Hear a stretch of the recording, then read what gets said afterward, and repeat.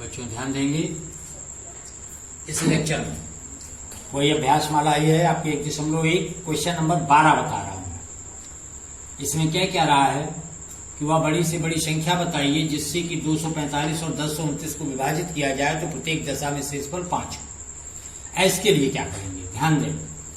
वही पहले स्टेटमेंट लिखा है, चूंकि महत्तम संख्या से 245 और 1029 को भाग देने पर प्रत्येक स्थिति में शेषफल बचना है 5। जब 5 बचाना है तो हम पहले इसमें से 5 घटा देंगे। बड़ी वाली संख्या को ए माना, उसमें से 5 घटा दिया, छोटी को बी माना, उसमें से भी 5 घटा दिया, नई संख्या मिल गई। अब इसके बाद जैसा आपने इसके पहले मासा में किया है सेम वही पैटर्न है मासा वाला करेंगे। क्या 240 से 1024 में भाग दे करके निकाल लिया। इसी को हमने यूक्लिड प्रमेयिका से लिख दिया। यूक्लिड प्रमेयिका फिर से लगाते हैं। 1024 बराबर 240 गुणे 4 धन 64।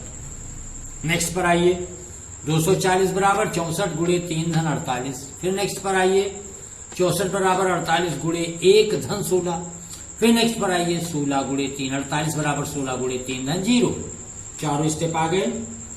अंतिम में यहां 0 आ गया और जब ये 0 आ गया तो HCF 1024, 240 का मान क्या हो गया 16।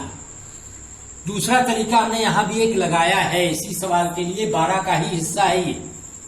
क्या आप गुणनखंड विधि से भी इसको निकाल सकते हैं, ऐसा नहीं है कि आप ये जरूरी है, लेकिन यदि यूक्लिड प्रमेय का ये कहता है तो इसको यूज करना जरूरी है। अदरवाइज आपके नंबर कम हो सकते हैं बोर्ड एग्जाम में, क्योंकि आपको ये दिया गया है। ये तो आपका प्राइमरी में आप पढ़ चुके हैं। देखिए गुणनखंड विधि में सबसे पहले मैंने गुणनखंड निकाल लिए हैं दोनों के। 2 की घात 10, 2 की घात 4 गुणे 3 गुणे 5। और आप जानते हैं कि मासा क्या होता है, किसी भी कॉमन बेस पर न्यूनतम घात।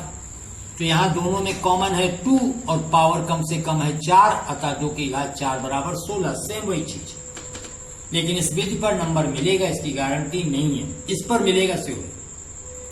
16वां क्वेश्चन देखिए इसी का। 16वें क्वेश्चन में है कि महत्तम संख्या से भाग देने पर शेषफल क्रमशः 5 और 7 है। जब 5 और 7 हैं, ध्यान दीजिएगा यहां केवल 5 था इसलिए दोनों में 5 घटाया। यहां 5 और 7 अलग अलग हैं तो पहले वाले में 5 और दूसरे वाले में क्या घटाएंगे 7 घटाएंगे। 5 और 7 घटा करके ए और बी के मान निकाल लिए। जब ए और बी के मान निकाल लिए तो ए और बी के मान निकालने के बाद फिर वही यूक्लिड प्रमेयिका लगाई गई है। 960 का भाग दिया है, यहाँ पर वो क्रिया 2048 बराबर 960 गुणे 2 धन 128। 960 बराबर 128 गुणे 7 धन 64 और फिर 128 बराबर 64 गुणे 2 धन 0। यहां तक आ गए।